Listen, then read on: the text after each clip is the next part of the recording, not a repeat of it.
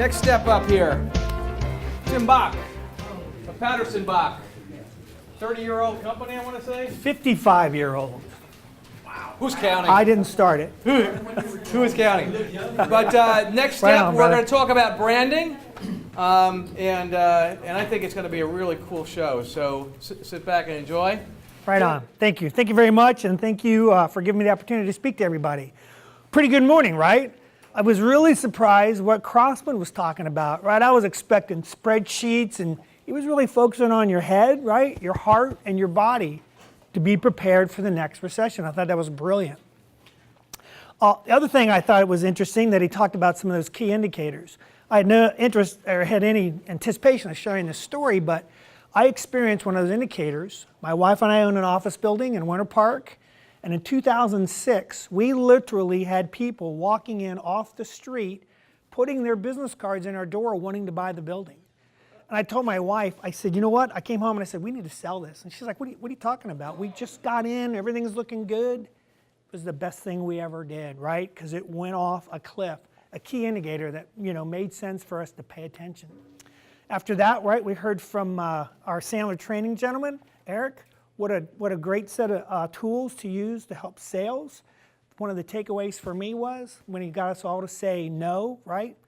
What's the worst that can happen? They can't physically beat you up on a sales call. They can throw you out, they can talk bad about you, but they can't really hurt you. Great advice, good stuff. So this morning, my talk's going to be about branding. What is it? Who owns it? Why is that important? And what happens if you don't manage it? So a little bit about myself. As Jeff said, I've been with Patterson Bach Communications. I've been part of this organization most of my professional career. I met Charlie Patterson 31 years ago, hence the name Patterson Bach. An outstanding individual, became my lifelong friend, mentor, business partner, and just a wonderful businessman, probably the most honorable business person I'd ever work with.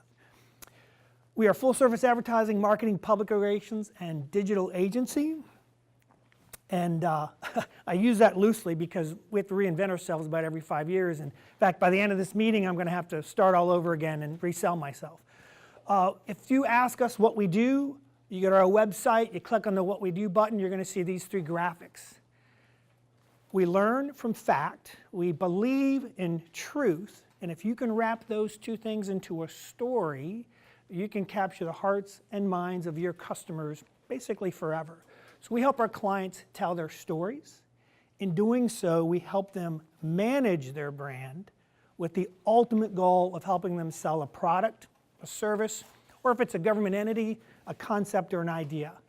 And I think you all would agree, right? You're all business owners. Nothing happens in business until somebody sells something. So it's a very easy and black and white relationship for me. We do a campaign.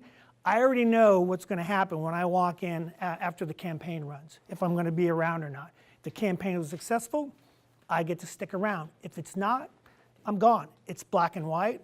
I don't mind it. It is what it is. It's just part of my industry. It's a very clear relationship. So, branding. It's a very abstract concept. There's tons of information about it. And so my goal this morning is to make it as simple as possible. And if you boil it all down, your brand is your promise to your customer. Plain and simple.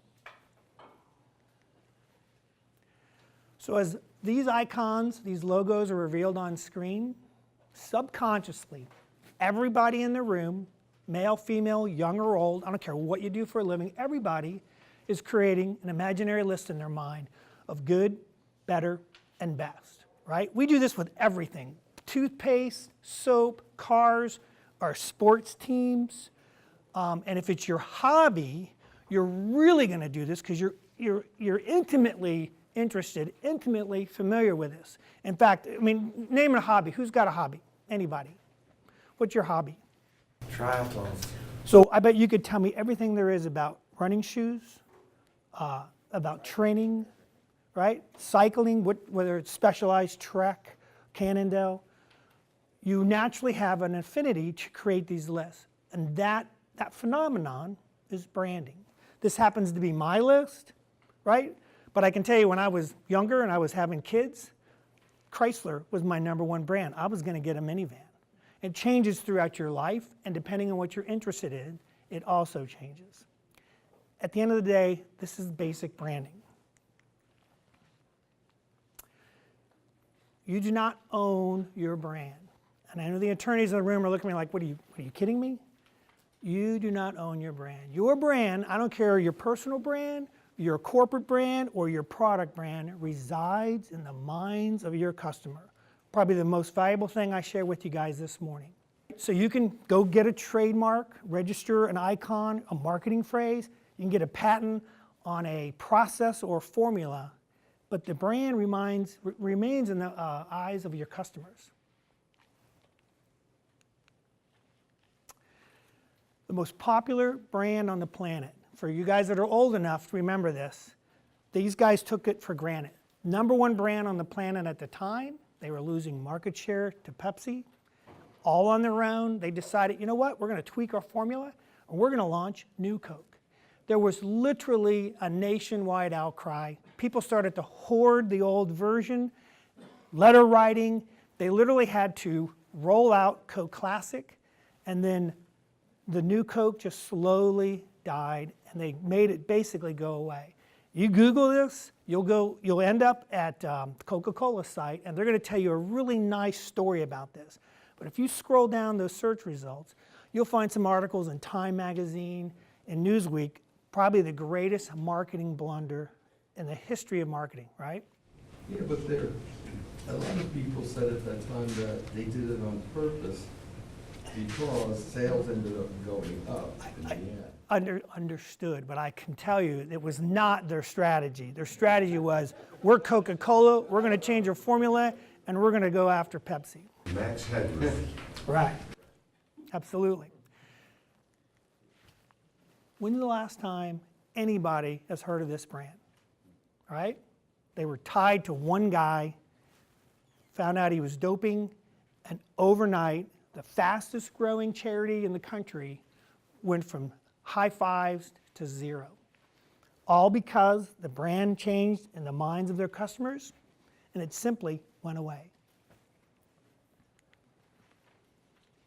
2 things that you need to do when you're thinking about your brand for it to be successful: to make a connection with your customers. We need to be relevant to our target audience's needs and desires.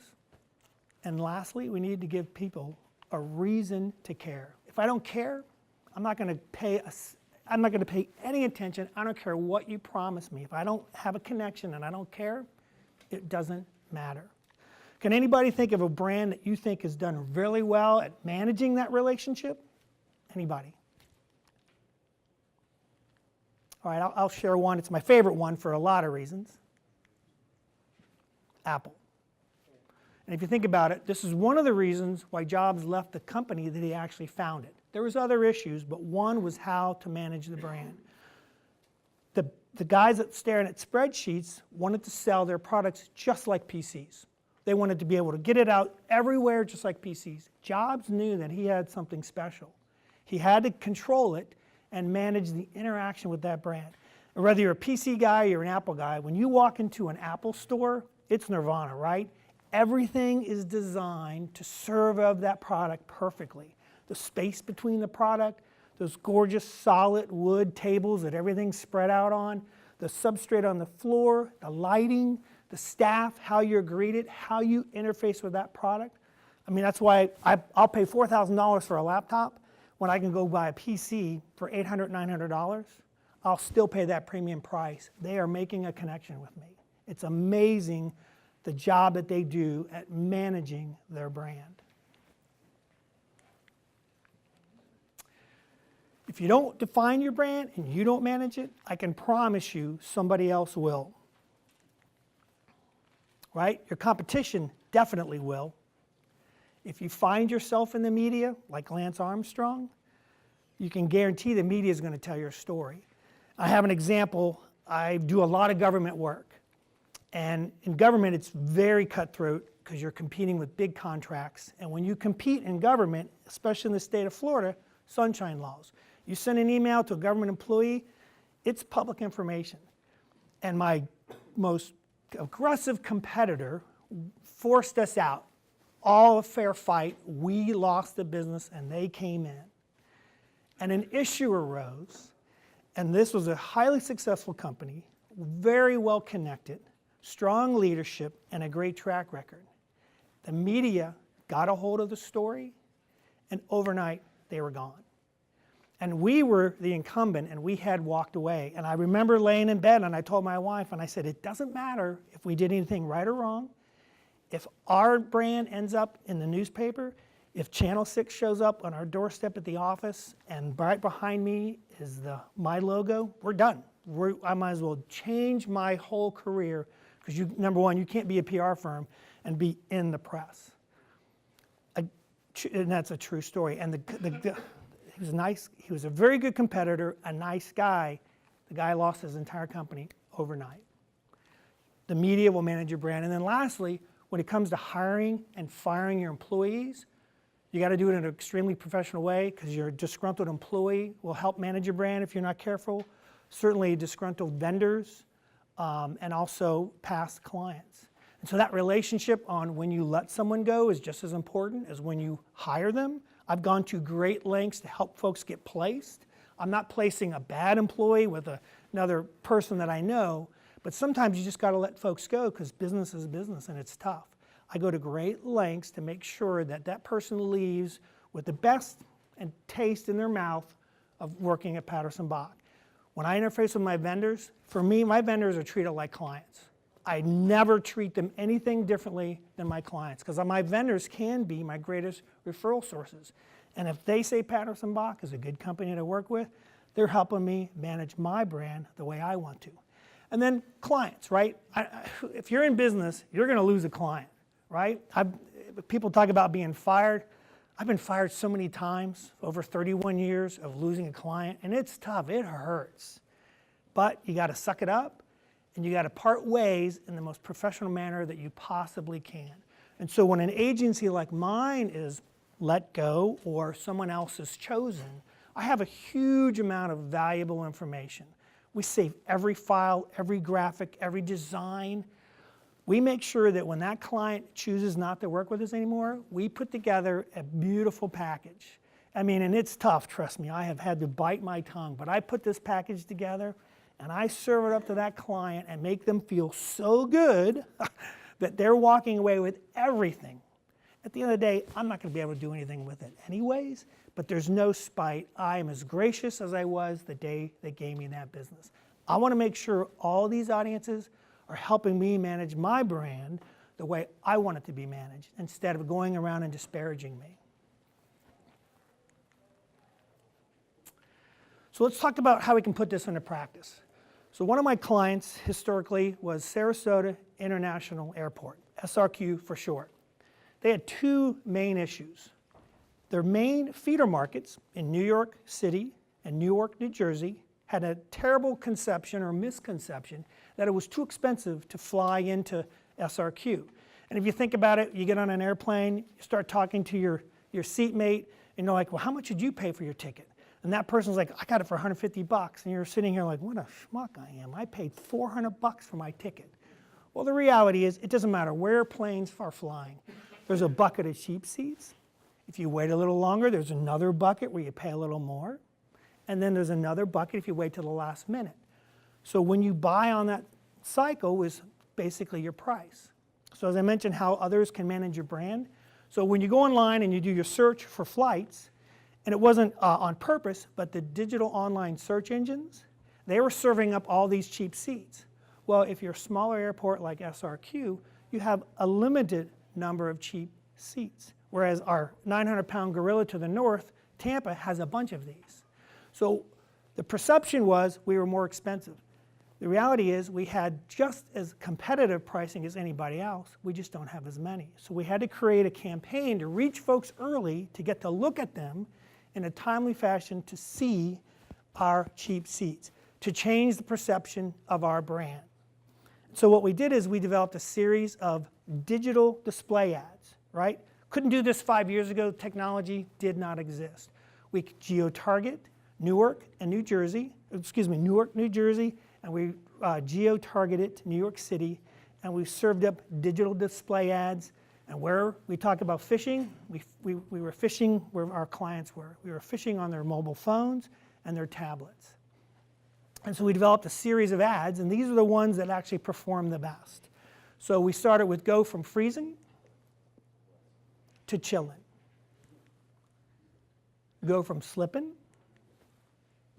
to sipping. Go from freezing to breezing. Stop shoveling, start digging. And then you would land on a landing page, and from there we would serve up booking agents, digital online booking agents for each of our airlines. Highly successful. We got folks looking at our flights when our prices were at their best, when they were inexpensive. We supported our airline partners, and it's always a chicken and egg when a new airline tries to put out a new flight. Is the capacity there? So we were able to prove to our airlines that there is capacity. So they could add an extra aircraft, add extra flights, knowing that we were able to supply the demand. And again, we were able to change the perception of our brand as, oh, you guys are too expensive to fly into Sarasota. I'm going to fly into Tampa and drive 2 hours. We were able to change that perception. The other nice thing was, using a digital platform, we were able to track the results. So these are the ads that worked the best. We had several dozen, and if the ad wasn't performing, we would pull it until we narrowed it down to just these set of ads. And then we could also track when they were clicking, what time of the day, if they were on a mobile device, if they were on a desktop, or if they were on a tablet. All this information we were able to share with our client, and ultimately they were able to share with their airline partners. Again, changing the brand and changing that perception. I'm going to show a video. The other problem we had with Sarasota is they had just completely redone the terminal. Right? This is a gorgeous airport.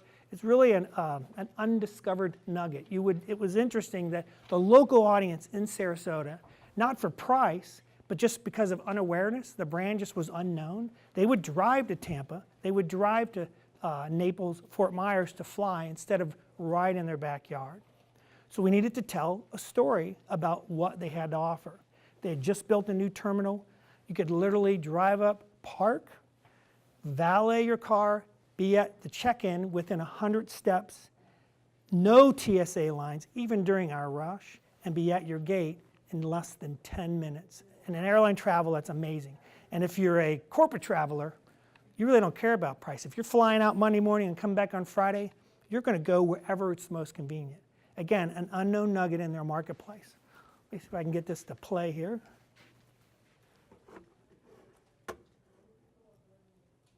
Hopefully the volume is up. Beautiful day here in Florida. The sky is clear and the sun is shining. It's just another day in paradise.